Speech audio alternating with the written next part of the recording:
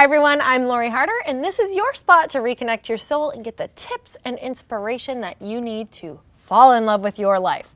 So today we're going to talk about something that is plaguing just about everybody I know, and that is the all or nothing attitude. And this is so easy to fall into, and it is truly a trap, because if you have an all or nothing attitude, it really keeps you stuck in your life. And you know, I was reading all about people who have all or nothing, like extreme all or nothing attitudes, and it's related to anxiety and depression. And I can tell you that when I lived in the all or nothing, I absolutely felt massive anxiety 24/7.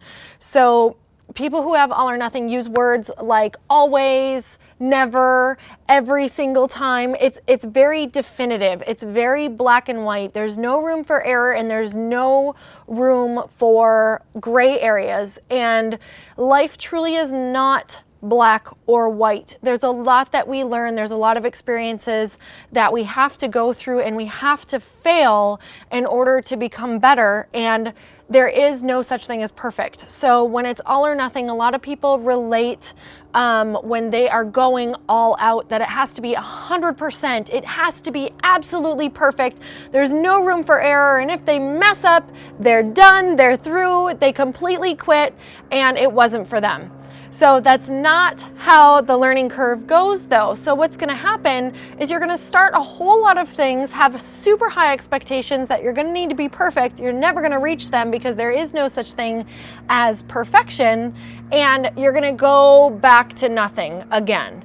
So that is why it's vital to start taking action to combat all or nothing. So how are we going to do that?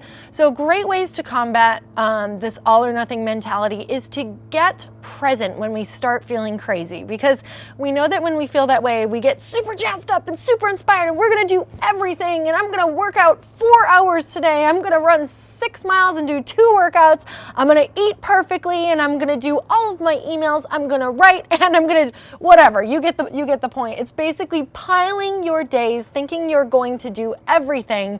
And when I start feeling myself going down on that crazy train, I know that you can relate to me. When I start feeling myself getting crazy, I have to pull back. I have to remember that there's only so much willpower and energy in every single day. That means that you can only accomplish certain things every single day. So you have to choose 2 to 3 things that you're going to do.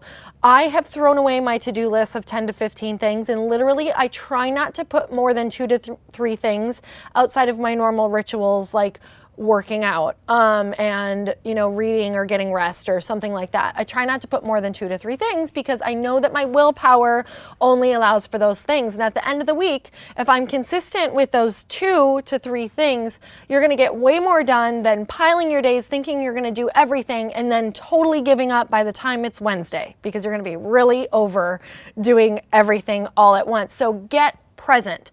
I do this by a gratitude practice.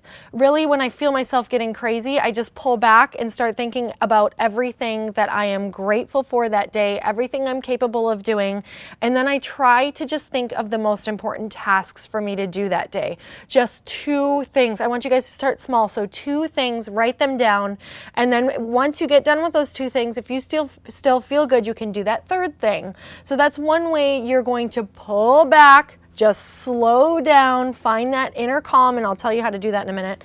Have mantras. So if you're feeling yourself get crazy, have a mantra to just pull back and get yourself present, and remember that you can't do everything all at once. Rome was not built in a day.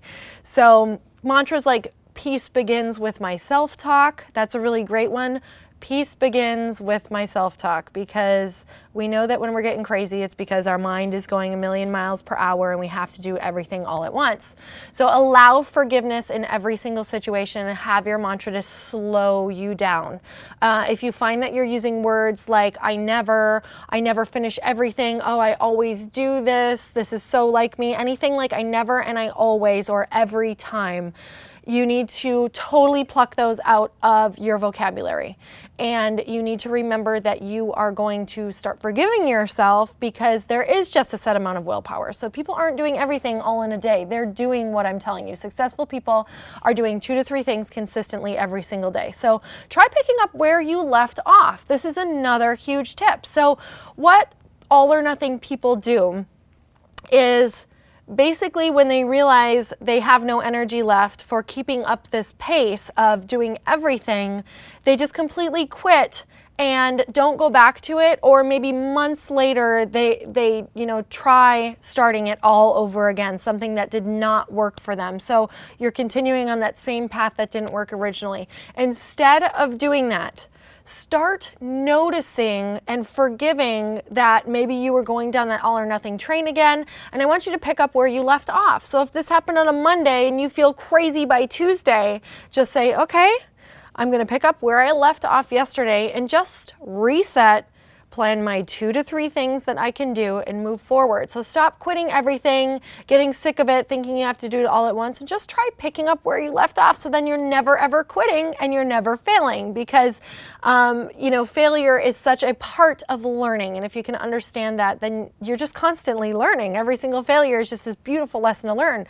So stop thinking of it as that beginning and that end. Instead, it's a continuation of learning.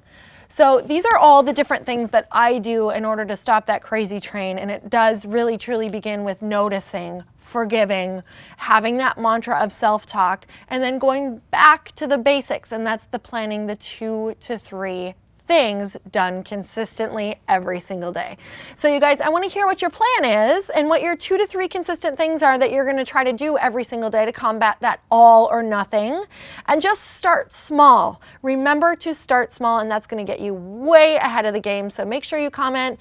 And I want to remind you guys that the Bliss Project is coming up. That is February 26th through the 28th, and that is in Newport Beach, California. And it is going to be absolutely amazing. That is where you can connect with your tribe. That's where you can network with like-minded people. That's where we all get to know each other and come together, share ideas, and bust through those blocks that are stopping us so that we can get to our goals. So you guys go to the blissproject.info for more information, videos, everything that you want to know about that. Otherwise, keep coming back to my site, loriharder.com, for all the tips, inspiration, workouts, anything that you want. I want to hear from you, because this is all about you. So make sure you comment below. Let me know what you think and what you need. And I will see you soon. Mwah. Bye, guys.